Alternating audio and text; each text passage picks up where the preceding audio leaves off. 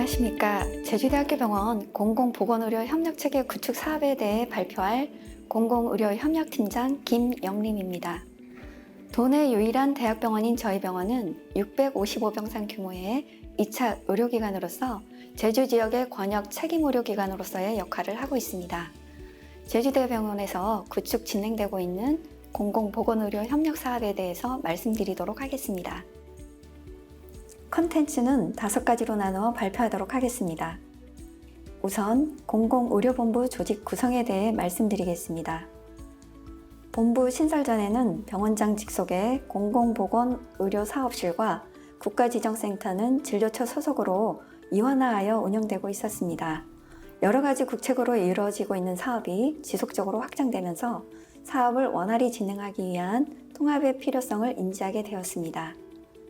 이에 따라 본부를 설치하여 체계적인 운영이 필요함을 경영진과 여러 차례 걸쳐 논의하였습니다.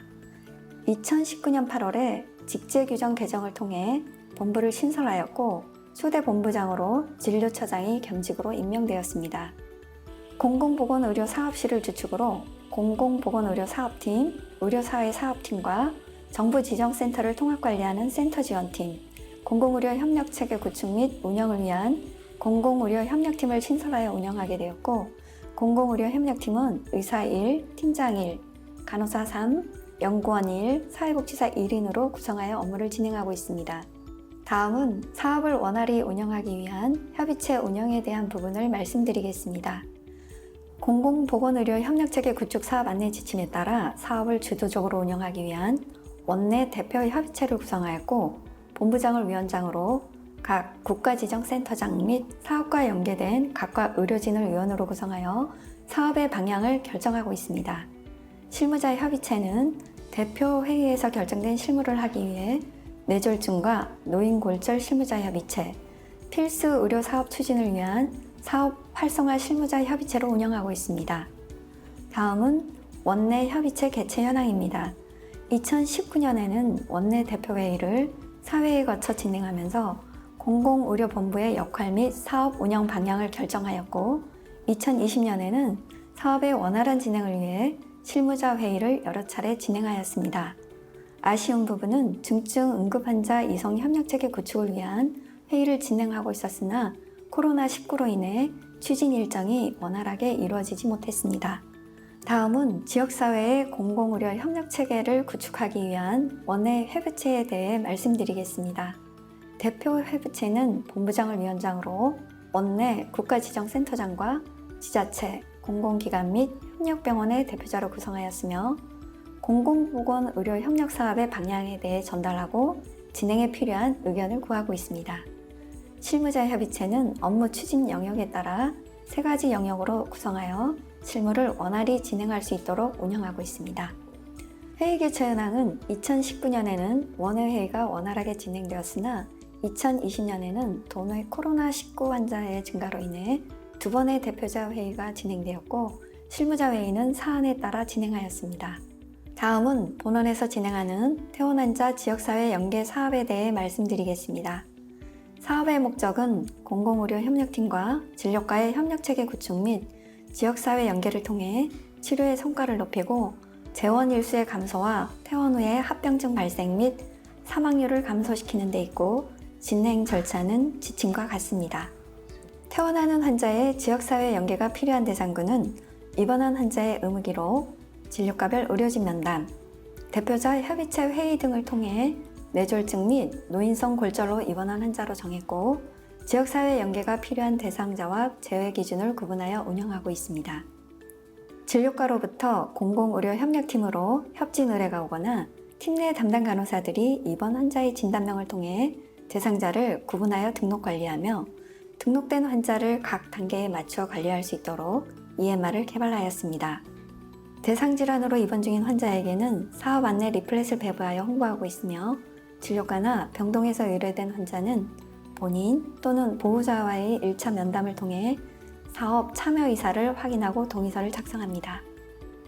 사업 참여 동의서가 작성된 대상자의 퇴원 계획을 수립하기 위한 초기 평가는 담당 간호사가 의무 기록과 환자 또는 보호자 면담을 통해 입원 전 상태와 입원 초기의 건강 상태에 대해 평가하고 퇴원 예정일이 정해지면 담당 간호사가 환자의 최종 건강 상태, 일상생활 수행 기능, 퇴원 후 예후 평가를 시행하며 사회복지사는 퇴원 후 사회 경제적 요소 및 필요 요구에 대한 심층 평가를 합니다.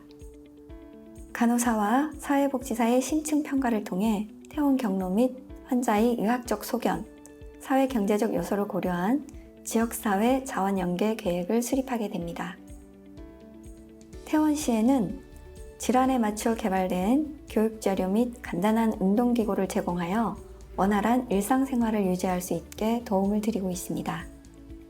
퇴원은 재가퇴원이나 타 병원 전원 형태로 이루어지며 경로가 정해지면 이에 필요한 지역사회 연계를 하며 각각의 지역 연계에 대한 모든 정보를 공공의료연계망에 등록합니다.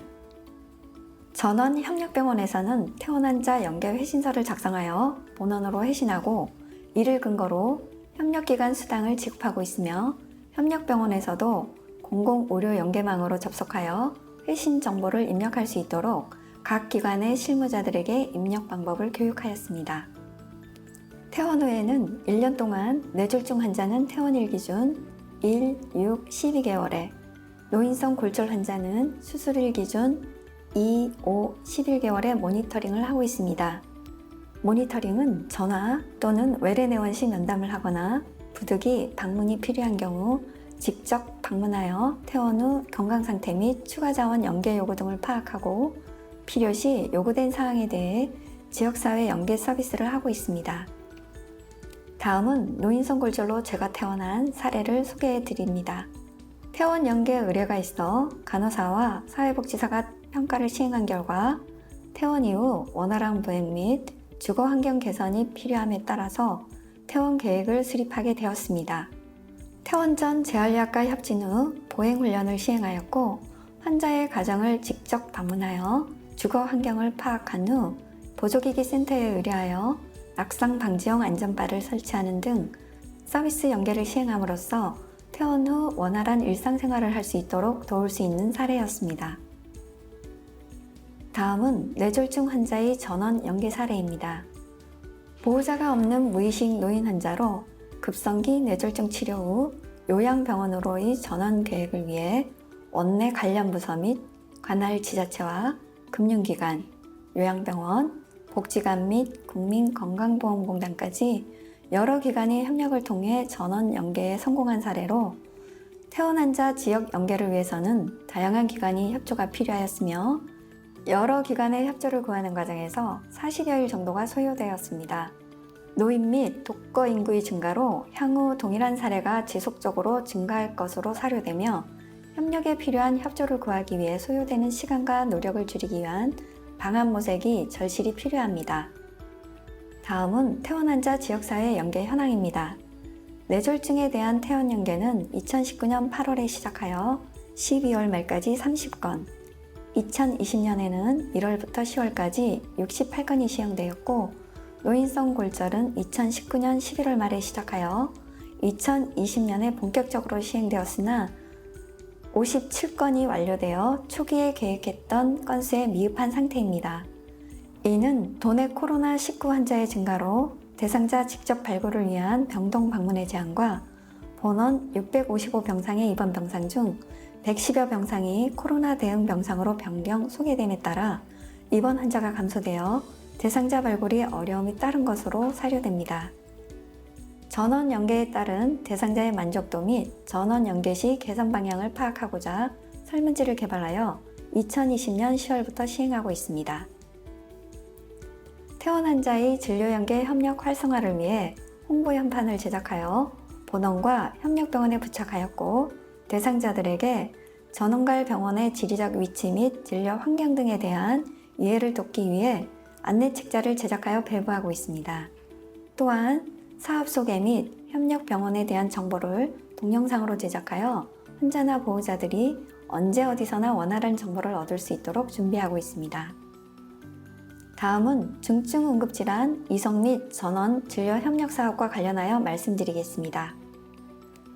제주도 내 응급 중증 환자의 전원 일회 체계 구축은 기존에 사용 중인 응급전원 협진망이 정보 업데이트에 소요되는 시간이 길어 실시간 정보에 대한 신뢰성이 미흡하다는 의견이 있었고, 사용 시스템 절차 등에 대한 사용자 접근이 어려워 대부분의 도내 응급 의료기관에서의 사용률이 저조한 상태입니다.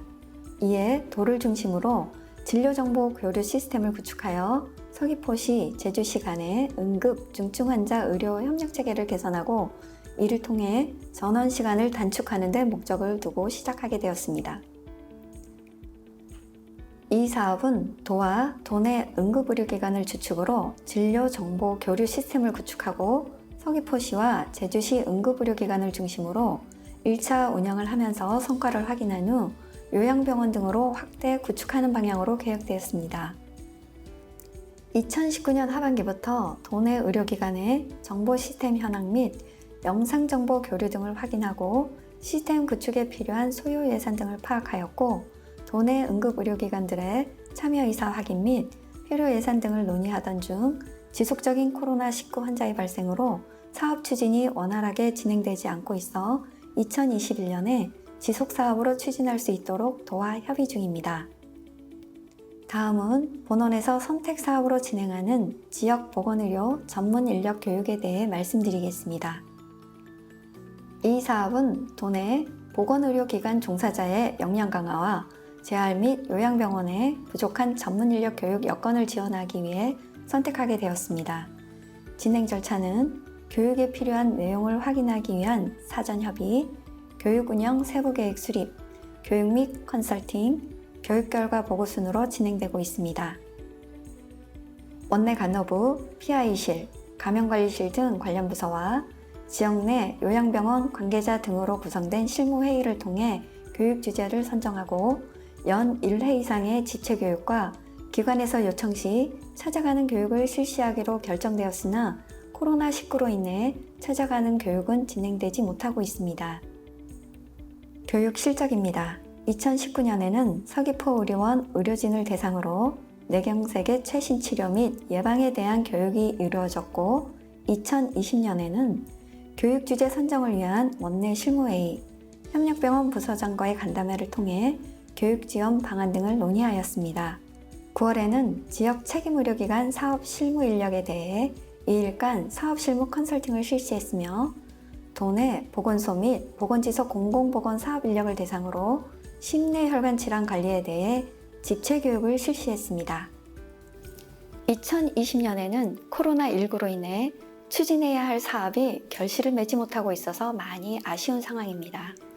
이러한 상황에 대비하기 위해서라도 공공보건의료 협력체계 사업이 구축 및 활성화는 반드시 필요하다고 생각되며 사업의 방향에 대한 많은 고민과 노력이 필요하겠습니다.